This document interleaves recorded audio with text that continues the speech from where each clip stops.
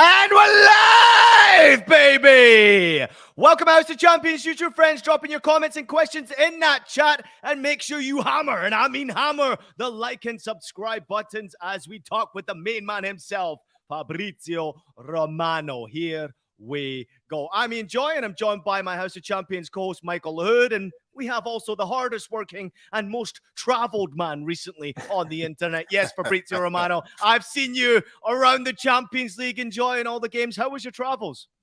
All great. It was great. Honestly, I'm enjoying the moment because it's incredible for Italian football, especially for the Milano teams. This derby is going to be special. It was special also in Napoli, the Napoli-Milan game. So I'm enjoying this crazy moment. A bit of luck, I think, for Italian teams, but also some good performances. Honestly, I wasn't expecting Inter to be that good against Benfica, who's been really perfect in the first part of the season.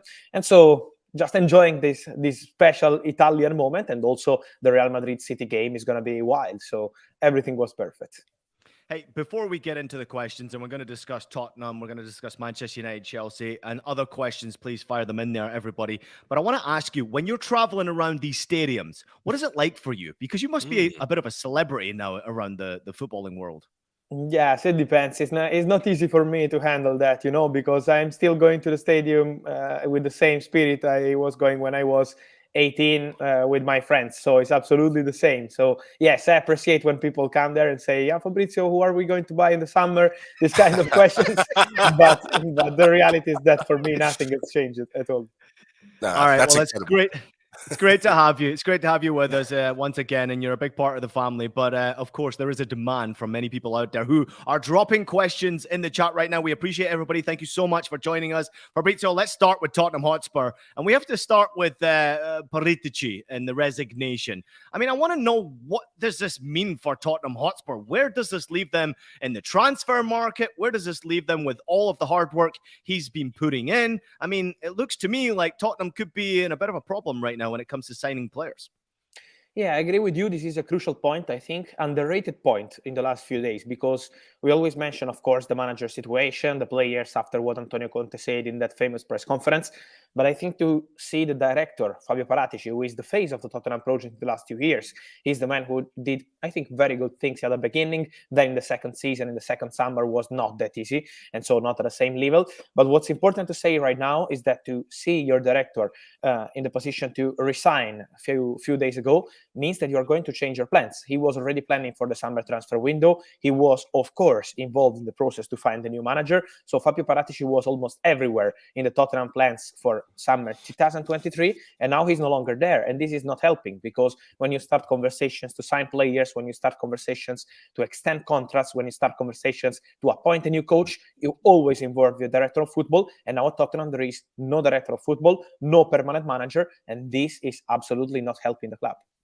Yeah, with all the change going on, Fab, Ryan Mason still remains. I feel like we've seen this horror show from Tottenham Hotspurs before. Speaking of managerial search, who are some of the candidates that the club is looking at and looking for, and how are things progressing at this current moment?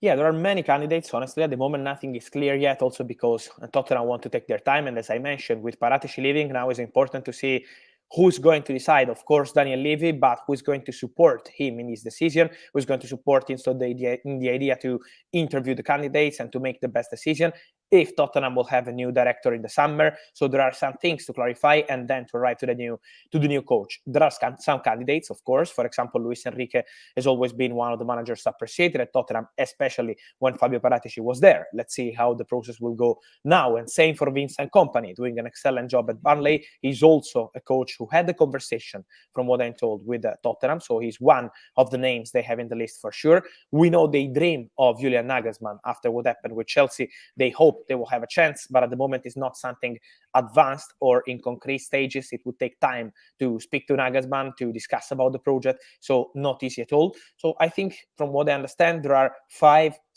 candidates to the job. Daniel Levy wants to take some time before he makes the decision. One thing I wanted to clarify, because we always have so many questions about that, Tottenham never approached Mauricio Pochettino. That was never a possibility. So Pochettino has not turned down or rejected a Tottenham job. Absolutely. He never got any official call from Tottenham asking him about the project or the possibility to return. So Pochettino was never in the race, despite many rumors and reports about him. He's now on the verge of joining Chelsea, but he was never close to join Tottenham.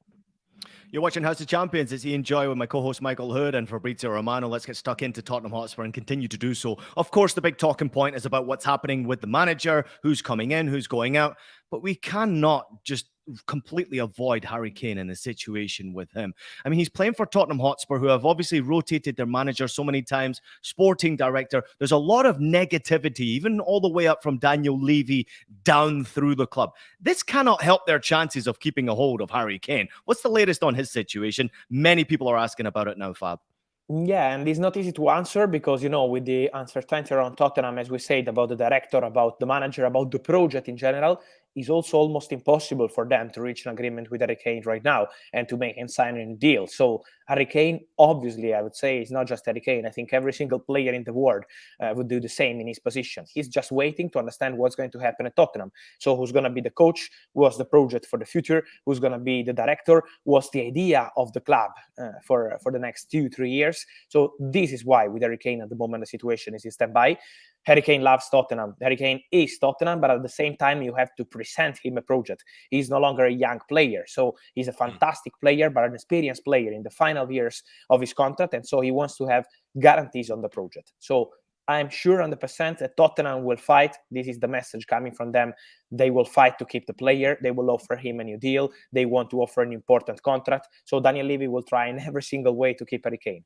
But at the same time, clubs are keeping an eye on the situation, including Manchester United, because we know there will be a domino of strikers around Europe, with PSG involved, with Bayern involved, with Man United involved.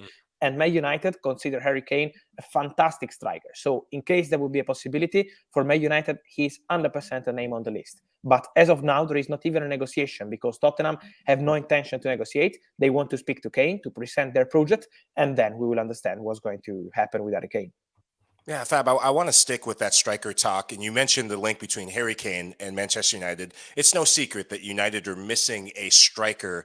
But when we look at the possible most viable candidates, who are some real targets and possibilities for United to land this summer?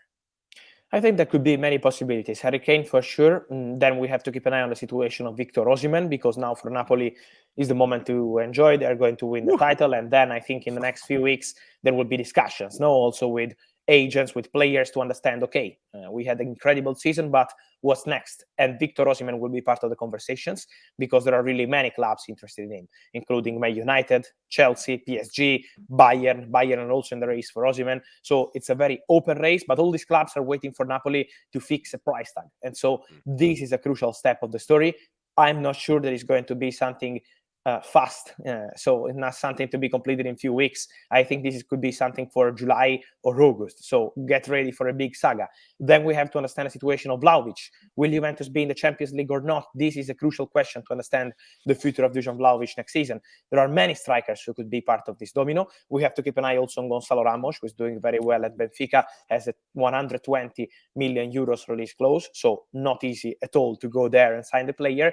But I think there will be a lot of movement around strikers with PSG, Bayern, Man United, Chelsea involved. And then we have to see what happens with all the other clubs looking for replacements for these players. And so keep an eye also on the other targets, including players like Jonathan David, who is doing very well at Lille. And from what I understand, Lille are prepared to let him go for 65 million euros. This is the price tag. And so Jonathan David could be another opportunity on the market. 65 seems like a decent price for someone who's scoring goals in the French league and certainly an international player and could be helping with the international market as well. I mean, he introduces North America to all the fan culture to their club as well. So he has a great branding. I want to stick with Manchester United real quickly there because obviously we talk about the goals and maybe it's Weghorst out and Osimhen in as Michael Hood is licking his lips at the possibility of that. But what about the goalkeeper, De Gea? After that performance against Seville, and I mean, it was... Me and Michael just couldn't believe that performance. But De Gea in particular, there was a lot of people I noticed on social media not happy with his performances and saying maybe it's time for a change. But what we're reading is that De Gea looks like he's going to extend his contract at Manchester United. Yeah, there is a negotiation ongoing between the Gea and Man United. This is going very well. They are discussing the final clauses, but the expectation on both sides is to reach an agreement. And so for David De Gea to stay at Man United, they had a clause into the contract of De Gea, the same as Rashford, Dalot, and many other players, to extend the contract for one more season. This didn't happen because Man United want to change the terms of the deal. So it's about the salary, the structure of the deal. This is why they are under discussion now with David De Gea, but they are optimistic. So I think De Gea will extend his contract with Manchester United. What we can add is that they are also looking for the possibility to sign one more goalkeeper, so a second goalkeeper, to create some competition and also to maybe prepare the future. I don't see Man United going for a goalkeeper worth 70 or 80 million euros like Costa from Porto or this kind of goalkeepers linked in the last few days. If all goes to plan, they extend De Gea and sign a backup goalkeeper who can create some competition, but not that good in terms of money. And then we will see how it will continue, what will be the competition next season. But the idea is to continue with David De Gea. Well, I'm so glad you said you don't see certain things happening in Manchester United, because I've ranted time and time again on House of Champions and all the other shows that we do at CBS Sports. I don't see Harry Maguire continuing with this club. I can't see it. I won't have it. And I hope Erik ten Hag won't have it either. If Harry Maguire leaves this summer, which, Fab, I've said it before, I'm waiting for the here we go. This is the here we goes of here we goes. What are some possible landing places for the skipper, quote unquote, skipper of Manchester United? Yeah, sure, yes, because there's always been interest, Of course, it's not easy at Manchester United for Harry Maguire, as you mentioned, has been, again, a complicated season. And so what happened is that in January, some club in the Premier League approached it, and also from the Serie A, approached Manchester United to understand over potential conditions of the deal, maybe a loan deal with a buy option, something like that. Man United said no way, because Erik ten Hag wanted to keep the same squad until the end of the season and then to decide in the summer. I'm sure that end of May, beginning of June, Erik ten Hag will have a direct conversation with Harry Maguire. So they will speak about the future to understand what's the plan for the summer. And in that moment, they will make a final decision on the future of Maguire. And the same will happen with Lindelof, who is really appreciated by Erik ten Hag. Lindelof did very well in the semi-final too. With that penalty was perfect, but the whole performance was a very good level. What happened in January, for example, with Lindelof is that Atletico Madrid and Inter asked for him, and Erik ten Hag said no way again, and discussion will take place in the summer. So I think they have to decide about centre-backs on Lindelof and on Harry Maguire, also speaking to the players. So end of May, beginning of June, that will be clear. Quick break from us here at House of Champions. We will discuss a little US men's national team action when we return. Stick around. Phenomenal! Absolutely magisterial here! Artiglieria del campionato brasileiro! Colpisce ancora! Golazo! Welcome back to House of Champions. You enjoy with my co-host Michael Hood, and there is the main man. Here we go, Fabrizio Romano. Where are you, Fab? Napoli. I'm in Napoli, my city. Nice. You're in Napoli. You got the dancing shoes ready. Yeah. Oh, I see the celebrations. It looks like it's going to be wild there, huh? Yeah, get ready, because that was not even the 0.1% of what you will see probably on Sunday or maybe next week. I'm going to be following your social media very closely. I want to see some live action from you, Fab. Yeah. Let's turn our attention, Mike, if you don't mind as well, to US men's national team players and obviously the rumors that are happening right now around Tim Weah and the potential of him leaving his club but moving somewhere else. Fab, you're hearing some big news on him. Yeah, there is something was reported in France by L'Equipe, and we can confirm that there is an interest from Olympique Marseille in Tim Weah. This is a possibility. They appreciate the player, so he's one of the names they have in the list, not the only one. It's still early to understand if they will be able to make it happen, but they have an interest. This is true. I think we have to keep an eye on that. It's also, I think, my personal opinion, an interesting opportunity for the player, because at Marseille, they have incredible fans, and this is always putting pressure on the player. So it's another step. This is a positive step, positive pressure, because when you have that kind of fans, it's always something good. At the Velodrome, the atmosphere is unbelievable, and so this is something that also the player is going to consider for his future. Again, we are not into advanced stages at the moment, but this is one of the possibilities for the future of Tim Weah I want to watch in the summer for sure. I can't wait to say Ale OM and possibly even go with an American flag to watch him play at the Velodrome. So happy you said that it's one of the best places to say. I can confirm that as the newest OM fan on House of Champions. Now, shifting over to the midfield for the U.S. men's national team, Yunus Musah, you and I have talked before, and you're a fan of him. I'm a fan of him. Everyone with the red, white, and blue is a fan of him. But it's not going well at Valencia for him this season. Could we see him leave Valencia? And if he leaves, could he be in for a big move somewhere else? Yes, I think the answer is yes. Already in January, he had some possibilities because some English and Italian clubs explored this possibility. But for Valencia, it was a no because they needed him and they still hope to remain in La Liga and to have a chance to continue La Liga next season. But they also know that probably Yunus Musah will be elsewhere. So he will have a different kind of opportunity, probably different kind of league. From what I understand, there are some clubs interested, including Chelsea, because Chelsea has been following him for a long time, and he's one of the players they appreciate, not a priority now, but one of the players they are following. Same with Arsenal. Of course, they know the player so well, and they are still keeping an eye on his development. So both clubs have sent their scouts multiple times to follow these two players. This player, and also important to mention Inter, because Inter are looking for that kind of midfielder, a physical midfielder, a fast player who can bring some new energy in the midfield, and they appreciate Yunus Musah alongside Frank Kessie, who is another player they really appreciate, so they can sign a player in that position, but Musah is one of the players they are following, so I think it will be an interesting summer for him. Yes. You're watching House of Champions. It's Ian, John, Michael Hood, and Fabrizio Romano. Let's get to some of our user questions. So many questions coming in for you, Fabrizio. The activity is clearly evident. Ali A jumping in and saying, Alexis McAllister and Caicedo news, please, Fabrizio. What do you have on McAllister in particular? I think there is a chance both could leave Brighton in the summer. Let's see if at the end will be one of them or both of them. But from what I understand, there is a good chance it will be both of them because both of them extended the contract with Brighton. Alexis McAllister did that right before the World Cup until June 2025. Caicedo did that right after the January transfer window until June 2027.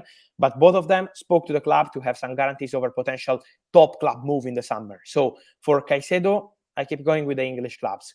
Arsenal, especially, are still interested in Caicedo. They made a bid of £60 million in January, rejected. £70 million, add-ons included, rejected. So they really wanted the player. They agreed terms with the player, but this didn't happen. Let's see if Arsenal will return with an official bid, but the interest is still there. For Alexis McAllister, now the interest is from Man United and from Liverpool. We know Liverpool need to refresh the midfield. They will be really busy with midfielders in the summer, and Alexis McAllister is one of the players they have in the list. So keep an eye on Liverpool, and let's see what happens at Chelsea, because for Chelsea is not a priority target in this moment, but an Argentine coach is coming in Mauricio Pochettino, and so let's see if he will change the plans. At the moment, Liverpool and Man United, the two favorites and front runners to sign Alexis McAllister.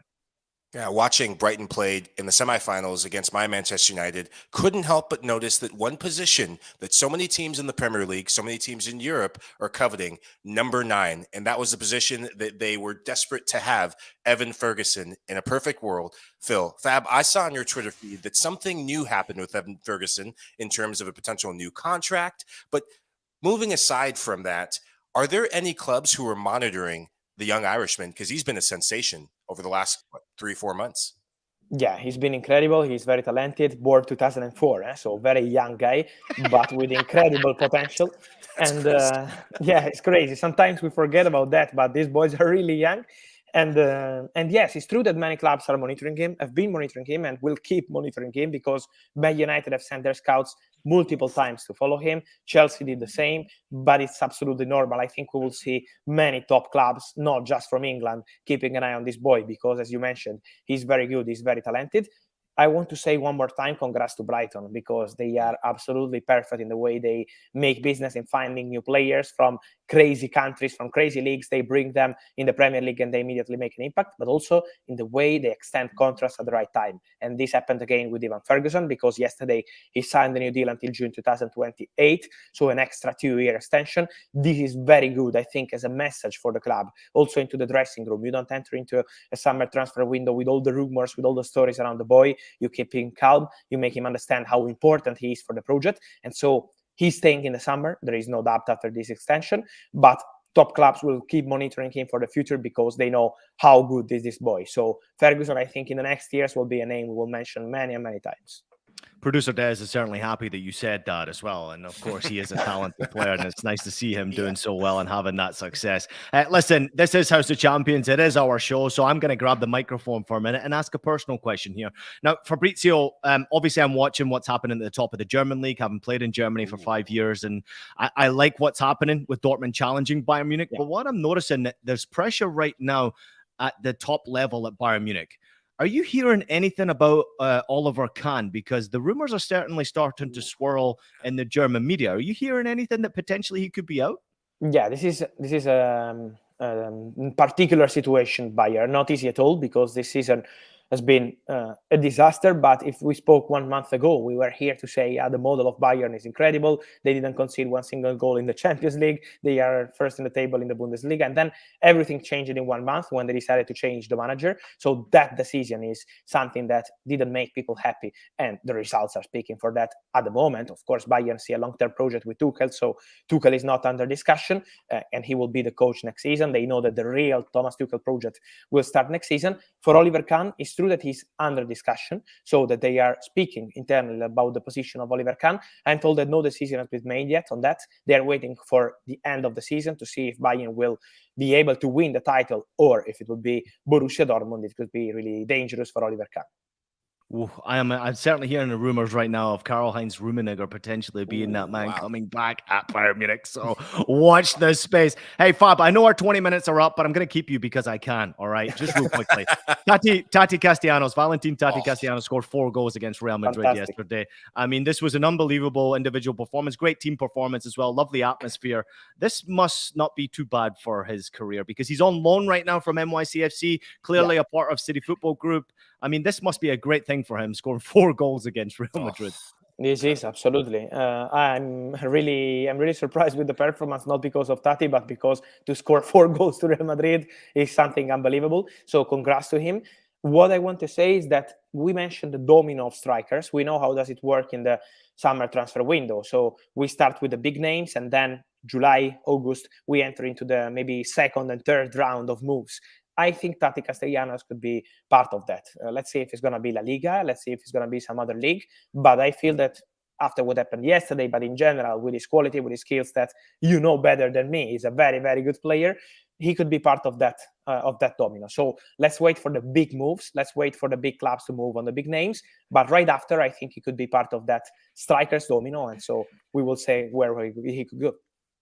In many ways, Fabrizio, I'm so happy for him. I texted him today and I said, this is absolutely fantastic. But I'm also pissed off because I wanted him to come back to NYCFC and help us win another championship. So that ain't happening. No, that ain't happening. Well, you've talked about big moves, big teams, big games. Now, Fab, let's shift over to the biggest game happening this week, the biggest game happening in the English Premier League. Arsenal go to Manchester City, and this is a personal one for you. What's your prediction? Who's going to win and why? I think Arsenal are going to win. I know this is something crazy, but I go with Arsenal. It's just my feeling. There is no explaining, but I think that Arsenal are going to win. I think they will show that, okay, there is a lot of pressure. Many people feel, okay, it's over for Arsenal. The league is over. I think we're going to see something special, but I'm not sure that it's going to be enough to win the league. Wow, Fabrizio. I mean, way to drop the mic right there, predicting an Arsenal win against Manchester City. And when Mike said big game, I thought he was talking about Inter against Juventus in Coppa Italia tonight. Fabrizio, you're a legend. Thank you so much for sticking around for a few extra minutes. We appreciate you. No Everybody out there, go and follow Fabrizio across the social media platforms, website, YouTube. He has a lot going on. Please make sure you follow him. The latest and greatest news in the transfer window is always coming from Fabrizio. So we can't thank you enough, brother. A big part of the family. Thank you. My pleasure. And enjoy the game tonight, and see you soon here on House of Champions. Oh, yes. All right, Mike, thank you so much. Everybody out there, thank you so much for tuning in. Just a reminder to everybody else, we'll be back tonight, 5 p.m. Eastern, post Manchester City against Arsenal. Apparently, Arsenal are going to win, according to Fabrizio. Thank you so much to everybody for listening to House of Champions. Take a minute to leave us a rating and review in your favorite podcast platform. Available on Apple Podcasts, Spotify, Stitcher, and anywhere else you listen to podcasts. Also available as videos, so subscribe to us on YouTube. Fabrizio, Mike, appreciate you both. Take care. Have a great day. Enjoy the big games today.